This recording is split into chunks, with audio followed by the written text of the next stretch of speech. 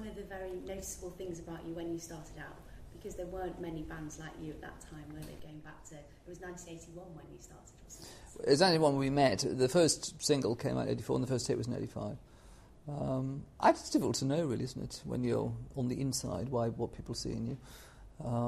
But over the years, you sort of become aware that people would write, oh, they're very English. I think it's because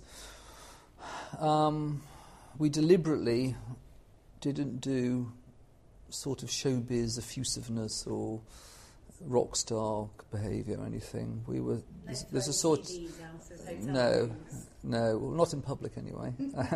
There's a sort of natural reserve, which again I think people think of as being British, or when British people were reserved. And when you started out, was it something that you did you think it was going to happen, or was it quite unexpected? Was it a very exciting time, as I would imagine it would be, or did you it happen very organically? I don't really like to think like that. It was just fun, really. I mean, I was a student at the time we made the first version of West End Girls, and it was just fun going to New York, making a record, and then going back to college. And that must have been brilliant. Oh no, it was amazing, yeah. But I never really thought of it as going anywhere. It was just it was a lot of fun, really. And I think we always believed that what we're doing was good, and but that doesn't necessarily mean you're going to have any success, So it was all good, and it's just passed really quickly, and it's been pretty good, really. Can't really think about anything else now, really. It's been pretty good, really. Yeah, in a nutshell. You see, Chris has never had a job before. What would you both have done if you hadn't done this? I suppose you were a journalist. You started off as... Well, actually, my main job really was, when I first met Chris, I worked in book publishing.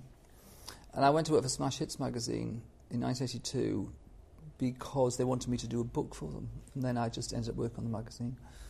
And I did that for nearly 3 years. When I left Smash Hits in 1985,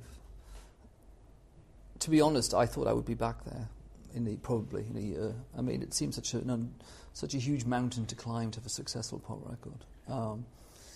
And I don't know, maybe they launch Q, maybe they'll work for Q magazine or something. I don't know.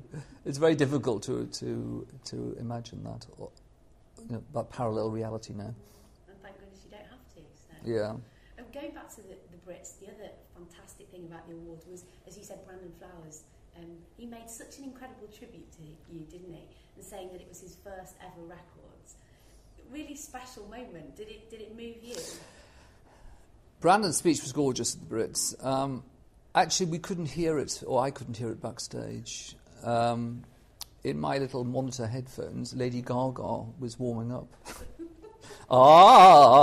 That's how I was getting in my headphones.